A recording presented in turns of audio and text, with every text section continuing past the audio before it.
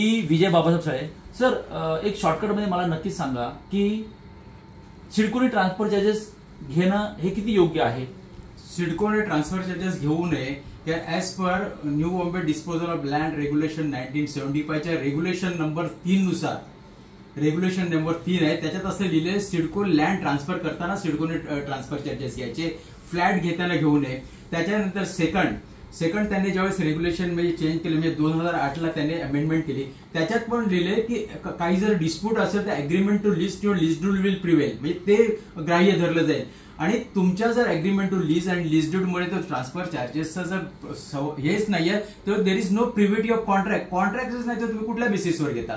Sir, तुम्हाला असं वाटतं हा कळीचा मुद्दा झालाय की मी परवानगी घ्यायची नवी मुंबई महानगरपालिकेकडून, मी पाणी घ्यायचं नवी मुंबई महानगरपालिकेकडून, मी टॅक्स भरायचा नवी मुंबई महानगरपालिकेला. आय नो व्हेरी वेल ही लँड सिडकोची आहे, पण सिडको किती वर्ष इथे थांबणार हा आमच्यासाठी महत्वाचा मुद्दा आहे. आणि सिडकोनी चार्जेस वसूल करणं, कारण का तुम्हाला कल्पना आहे आम्ही तुमच्या समवेत माननीय सगळ्यांशी भेटतो, सन्माननीय व्यक्तींबरोबर, नेते मंडळीबरोबर, की हा सिडको ट्रान्सफर चार्जेस रद्द व्हावं.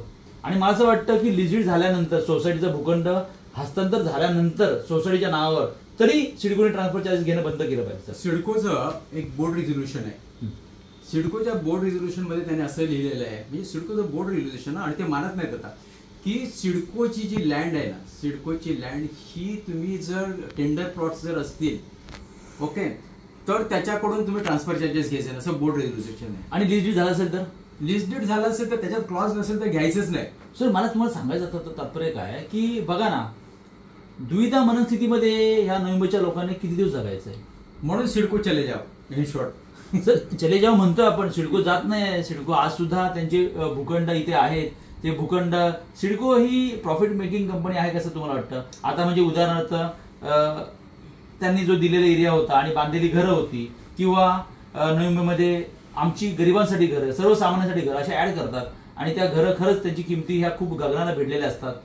पण तो विषय आपला आज ह्या चर्चेतला नाही. आपला विषय एवढाच आहे की सिडकोने ट्रान्सफर चार्जेस घेतले नाही पाहिजे.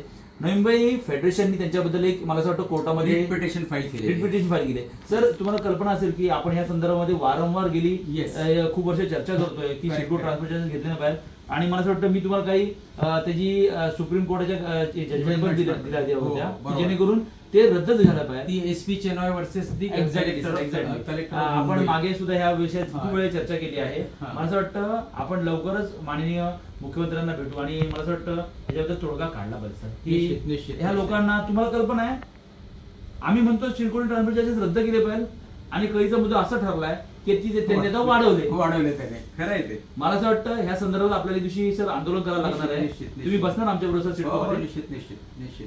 आणि मला असं वाटतं ह्याला न्याय जर तुम्ही आणि मी आणि या सगळ्या जनतेने मिळून जर केला तर ह्याला खरंच नक्की न्याय मिळेल. तर माझं आपल्याला आव्हान आहे की कुठलाही विषय जो असतो तो तात्काळ घेतला आणि उद्या संपला असं होत नसतो. हा विषय संपण्यासाठी खूप लढाई असते आणि काही लढाई आपण नसताना त्याचा न्याय आणि निर्णय हा जनतेला मिळत असतो, पण तो मिळतो ही नक्कीच काय दगडाची रेष आहे. तुम्ही प्रयत्न करा आणि प्रयत्न केल्यानंतर तुम्हाला यश हे नेहमीच येईल. मला असं वाटतं की एखाद्या गोष्टीची तुम्हाला माहिती असते आणि ती तुम्ही इतरांपर्यंत पोहोचवता, ती माहिती पोहोचवत असताना त्यातला 1%, 2%, 10% जरी भागाचा लोकांना फायदा झाला तर मला असं वाटतं तो खूप मोठ्या प्रमाणात होईल. आणि मला असं वाटतं आज सर म्हात्रे सर आपण खूप वेळ दिला आम्हाला आणि चर्चा केली विस्तृत संदर्भामध्ये, खूप वेगवेगळ्या पद्धतीमध्ये लोकांना मार्गदर्शन करतात आणि मी आपलं आभारी आहे की आपण आतापर्यंत आम्हाला खूप साऱ्या सोसायट्या इथे दिल्या आहेत आणि तुम्हाला कल्पना आहे की आम्ही सगळ्या सोसायट्यांना न्याय मिळून. बरोबर. निश्चितच तुम्ही चांगल्या प्रकारे न्याय देतात. तुम्ही स्वतः चांगले ऍक्टिव्ह आहात या फील्डमध्ये आणि त्यामुळे तुम्हाला सुद्धा मी धन्यवाद देतो. धन्यवाद.